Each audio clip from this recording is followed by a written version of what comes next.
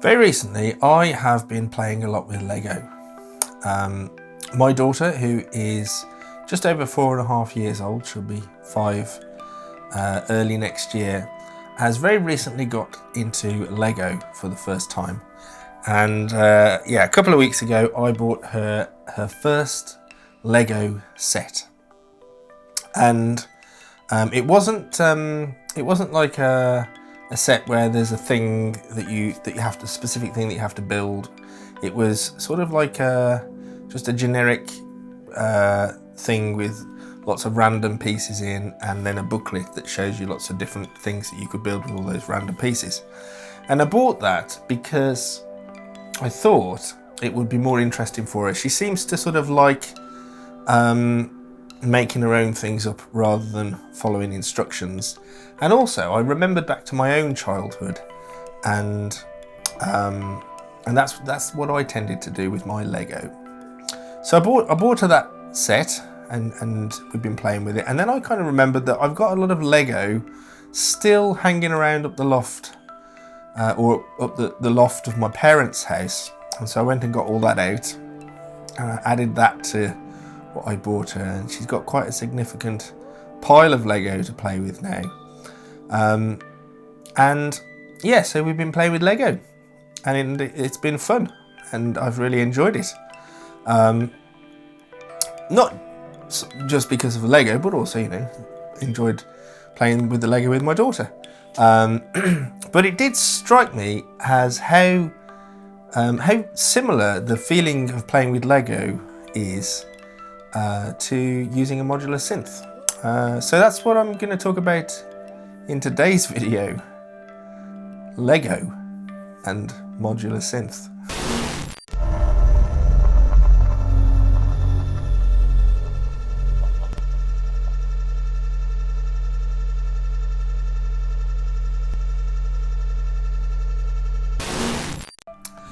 Hello and welcome to today's video. And in today's video, it's a little bit of a different topic maybe, because I'm going to be talking about Lego. And is modular synth really just Lego for grown-ups? And I mean that in the best possible way. And in actual fact, when I've done events or played some gigs or things where I was required to speak a little bit first, which is rare, and the audience is a non non-modular audience, I will often describe what modular synth is, and I will often use the analogy of Lego in those descriptions, because actually it sort of works. So here is one of the things that we built recently. Oh no, I've broken it already. Disaster. So this is some kind of spaceship thing. It's got a pilot at the front. It's got a gunner at the back. Maybe he's a gunner. I don't know. Maybe he's the pilot. But this bit could detach potentially, and he could fly around separately, if necessary. That tilts up for some reason. They can both spin round. It's got some kind of deflector dish on the front. And that's it really, and it just zooms around like this. Zoom. Put that back over there now. So obviously this and you can see it's made up of all random parts. It's all different colours, because we invented this ourselves as a sort of spaceship plane thing, and we had a lot of fun doing that. So that was one of our little Lego constructions that we made. So how are Lego and modular similar? Well, they're obviously both made up of individual components that make up a whole system. And I think one of the biggest things, one of the most important things, is that they both allow for exploration and play. So obviously Lego quite often comes with instructions. There's an intended thing that you can do with it, and you want to build the castle or the house or the hospital or whatever, or the train or whatever it is. You can follow the instructions and you can do that, and that is a lot of fun. But I always found as a child that I'd build the thing, whatever it was meant to be, once, and then I would never build it again. And I would have much more fun creating these little Lego worlds where I would invent my own structures and invent my own vehicles and invent my own little robots or people to live in them. And so, you know, modular is kind of like that as well, because you could buy a module and you could follow the instructions and you can do what it says. And that's often a good place to start.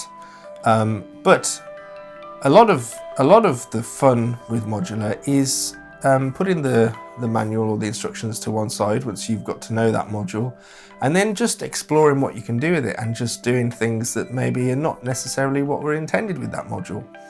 And just kind of exploring and improvising and having fun and openly playing with your module.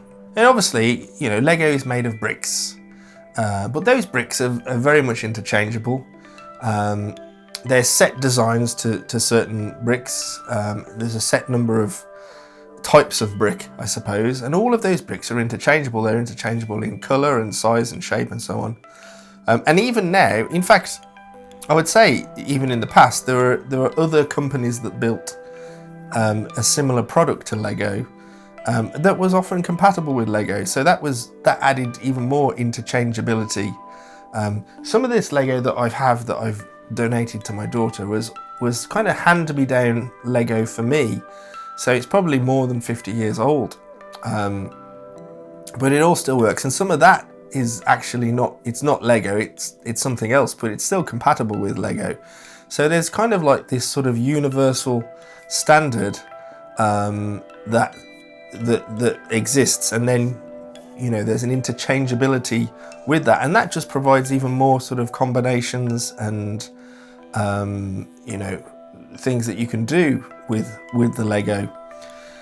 And when you look at it, each Lego block, I mean, if I take one of the blocks off, which block shall I take off? Let's take off let's take off one of those. So what we got, like a single row four piece, well, I don't know what you call it. What a simple thing that block is. But think of all the different ways that you can use that block. It's probably not infinite, but there's a lot of ways you could use that block. And then there's, you know, when you look at different blocks, now what we've got in here is not just the normal Lego, but there's some Technics Lego mixed in as well, which, you know, I remember had the holes through, and you could connect that with sort of rods and cogs and things, which I often use just as sort of, I don't know, to make arms and whatnot. So, you know, you've got quite simple pieces, but when you combine them together, you can make such complex structures with them. And that's probably also very similar with module. When you look at a lot of modules, specifically, like, you know, if you think of like utility modules, they are quite simple really, but the combination of all those modules together, you can create sort of endlessly complex patches. And it's that sort of what should we call it? Combinativity. I don't even know what the word is I'm trying to say, but the way you can combine stuff together, that sort of, it's a combinational, right? You know, a way of creating where you're combining simple elements together to make more complex elements. There's got to be a word for that. Somebody will no doubt tell me in the comments. All of those combinations, though, the sort of the possibilities of what you can make there are infinite. And again, same is true with modular. And then, of course, you know, there's the idea of flow. So flow is something that I've talked about very briefly on a couple of videos, and I'm sure one day I will do a proper video about flow. But the idea of flow is this psychological state where certain conditions are met in terms of challenge and skill level, and having an environment free of distractions and so on, and a clear goal in mind. So those are some of the things that lead towards flow. But flow essentially is this state that you enter where you can kind of lose track of time, You become sort of hyper focused on what you're doing, and heightened levels of creativity as well. And again, both Lego and Modular Synth induce this flow-like state, to the point of it being sort of very addictive and immersive when you're working with both. And over the last couple of weeks, there have been several times when my wife has asked me to do something and I've heard her, but somehow completely ignored what she said because I was just in the flow with the Lego.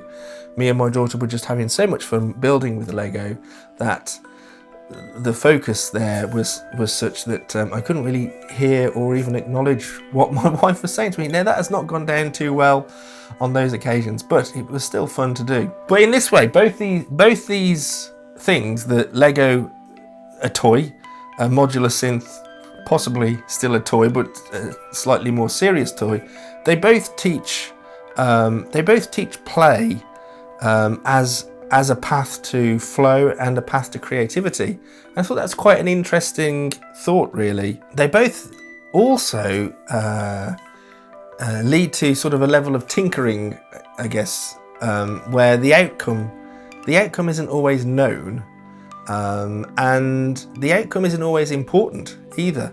Maybe the process is more important. How much time, if you had Lego as a kid, how much time did you spend playing with your Lego where you didn't necessarily know what you were building, or you might have had a rough idea that you're trying to build, like, I don't know, a town or something, a Lego town, or you're trying to build some structure or whatever, but it wasn't necessarily always finished. So you get to the point where you think you're finished, then you'd have an idea about adding something else on it. You'd have another idea about adding something else on, and it would just kind of grow and grow and grow. And, you know, this sort of way of tinkering, it can be quite productive. Sometimes the opposite is true, and I've talked about that in other videos as well. But the actual sort of joy that you get from it quite often comes from the tinkering. And again, you know, this is something that I talked about in another video where I was talking about failure. And failure, when you're playing with Lego, there is no failure. You're just constantly building, and if something doesn't work, then you sort of rebuild, or if it falls apart, you do something different, and you know, you keep exploring. And again, that is very much true of Modular as well. Failure just sort of doesn't really exist in that sense. You just try out a different idea until something works. Playing around with Lego, it kind of got me thinking about other toys that I had as a kid and that might have been similar. And it reminded me, and I'd completely forgotten that I had this as a kid, but I remember as a kid having an electronics kit, I suppose you might call it, which was basically this big box, and it had all the components kind of pre-wired in. So like resistors and LEDs and switches and sliders and buzzers and whatnot, all sort of pre-wired into a board. And then on the top of the board, so all that was all wired up underneath, but on the top you had these little sort of springy connectors, and you'd have various lengths of different coloured wires that you could poke the end of the wire, the exposed metal part of the wire, into the springy connector, and that would connect, and then you'd poke the other end in somewhere else, and that's how you built up your circuit. And it came with like all these wires, and it came with a book with like 100 different circuits and things that you could wire up, and you could wire up like I don't know, I think you could even wire up a radio, like a basic radio was one of the things you could do. You could wire up a burglar alarm where you could attach a cord to a wire, and if somebody tripped through the cord, it would pull the wire out, and that would set a buzzer off. So there were lots of little projects that you could make, but you could also just make your own things. If you had a little bit of an understanding of electronics and how that worked, you could just kind of wire up your own little projects. And I remember I had one of these kits, and one of my friends had a similar one as well, slightly different. And so we would often try and combine our kits together and build some kind of like super experiment. Quite often things didn't work the way we thought they would, but we had a lot of fun just trying to build circuits and you know, create these little gadgets and things using that electronics kit. Now that really was very similar to Modular, even into the sense that you had cables that you had to plug things in and connect parts together. But again, it's this sort of exploratory, experimental playfulness that comes out of these toys that I think is so similar to modular, and why people are drawn to that, in the first place, but also why it is such a creative medium for making music. So what does all this mean? Does it mean anything really? Is it just an interesting observation? Maybe. But what I kind of been thinking a lot about recently is all these toys that I had as a child that actually were kind of training you for creativity without you even realizing, and training you to be creative later in life, perhaps. And it would be interesting, I don't know, to see if other people who have gone on, creative journeys in their adult life, whether they had similar kind of creative toys, like Lego or like these kind of electronics kits. Or I remember I had a chemistry kit as well, where you could make your own experiments. And again, a similar thing, it had like a book with lots of experiments in, but I used to just put all the chemicals together and try and make something that would explode, which was much more fun, and sometimes did burn a hole through my mum's best tablecloth and into the table, but we won't talk about that. So yeah, there's so many of these things which were trained creativity without really knowing it, I suppose, that I had as a child. And it's kind of interesting, the path that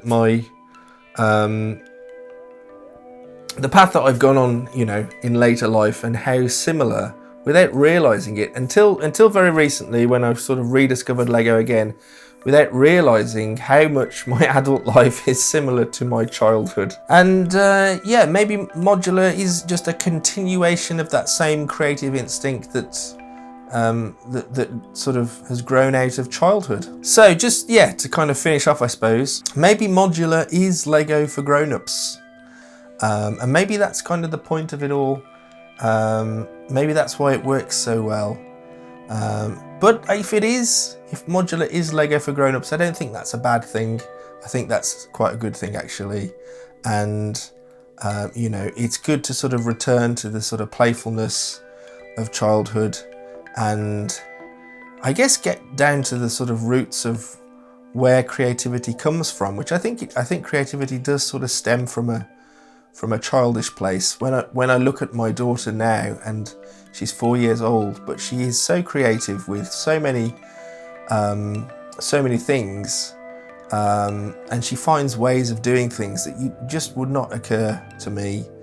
And that's because maybe she hasn't been sort of indoctrinated too far into the world and been told that this is for use that way and that's for use another way, and so on. She just sort of sees things and picks things up and goes, oh, this could be useful for this, whether it's meant to be or not. So anyway, that was that video. I hope you found that interesting. I would be interested to know what toys you might have had as a child that sort of developed creativity, or that may have had similar parallels to working with modular. Not just Lego and electronics kits, but anything else that you have. Let me know in the comments. I'd love to hear about those. Thank you for watching, and thank you for being there. And if you enjoyed the video, hit the like button, and if you want to see more of these videos, hit the subscribe button and all that jazz, and I will see you in the next one. Thank you very much. Cheerio.